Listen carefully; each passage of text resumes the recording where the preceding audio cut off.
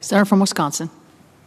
Madam President, I rise to offer a motion and an amendment to do something that this tax plan fails to do. Make good on President Trump's promise to close the carried interest tax loophole.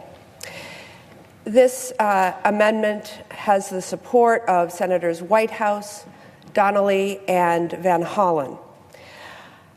I think that we need to make our tax system simpler and fairer for hardworking families, businesses, particularly small businesses, and manufacturers. And that's what I've been working for. Unfortunately, this is not the plan being presented today by Senate Republicans. Let's be honest with the American people. This bill is largely a tax giveaway to the wealthiest few and big corporations, while millions of middle-class families will get a tax hike. With this partisan bill from across the aisle, big corporations get permanent tax breaks, permanent, while middle-class families will see tax increases. In fact, most Americans earning less than $75,000 a year will see tax increases. And that is simply not fair.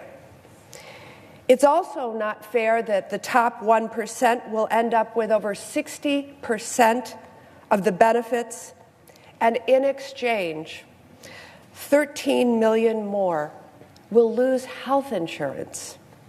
Healthcare premiums will increase by 10%, and Medicare and Medicaid have been put on the chopping block to pay for it. In addition, with the Senate Republican plan, powerful corporations can still deduct their state and local taxes, but they completely eliminate the state and local tax deduction for individual taxpayers. This deduction ensures households aren't taxed twice by the federal government on money they have already paid in state and local taxes, including property taxes. But with the current Senate plan, nearly 1 in 3 Wisconsinites will lose their personal income, sales, and property tax deductions. And a recent study shows that it could decrease the value of home ownership. The average deduction in Wisconsin is $11,653, and nearly $10 billion of Wisconsinites' paychecks would be subject to a double tax, all to pay for a plan that favors those at the top. What's more, by the latest estimation from our own congressional scorekeeper, this plan will add $1 trillion to our deficit, breaking our promise to the next generation and sticking them with the bill. Our tax code ought to reward hard work more than it rewards wealth. It doesn't do that today, and it won't do that tomorrow if this bill passes. In fact, this Republican plan's primary purpose is to reward Fortune 500 corporations who will simply reward the wealth of shareholders, not the hard work that drives productivity and growth across our economy. The primary promise of this legislation makes the same promise that has not been kept to workers for decades. Trickle-down economics has not worked in the past, and it's not going to work now. American workers know that. But my colleagues rushing to pass this legislation don't seem to care, because the only thing that matters is delivering for donors, who have too much power and influence in Washington. I want to see loopholes closed, like the one that favors Wall Street hedge funds and allows them to pay a lower tax rate than many Wisconsin workers pay. Earlier this year, I introduced the Carried Interest Fairness Act to close the carried interest tax loophole for millionaires and billionaires on Wall Street. The carried interest loophole allows certain investment managers to take advantage of the preferential 20% long-term capital gains tax rates on the income they get for managing other people's money, rather than the ordinary income tax rates of up to 39.6% that American workers pay. My legislation closes the carried interest tax loophole by ensuring that income earned by managing other people's money is taxed at the same ordinary income tax rates as the vast majority of working Americans pay.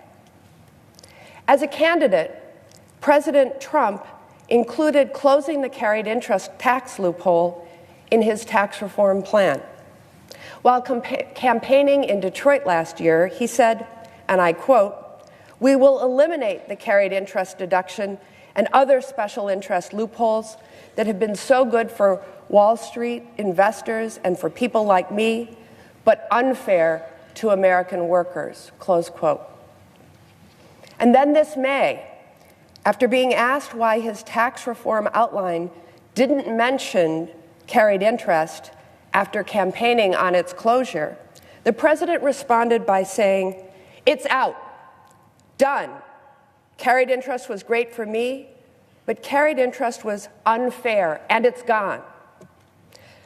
I agree. It is unfair, and it should be eliminated. However, it's not gone with this legislation. This loophole for Wall Street is still in the bill. Why? Is it because my Republican colleagues on the other side of the aisle simply do not believe a word this president says? Is it because Wall Street lobbyists, big banks, and hedge funds have such a grip on Washington? Is it because these are the very donors that this legislation is made to serve with a win? Today, I'm offering an amendment to close the carried interest tax loophole once and for all. It's simply unfair for Wisconsin workers to pay higher income tax rates than a billionaire hedge fund manager on Wall Street. If you agree, you will support this amendment. If you want to help President Trump keep his promises to the American people, you will support this amendment. Let's do right by the American people and close this tax loophole for the wealthy on Wall Street. Let's make sure that our tax code rewards hard work as much as it currently rewards wealth.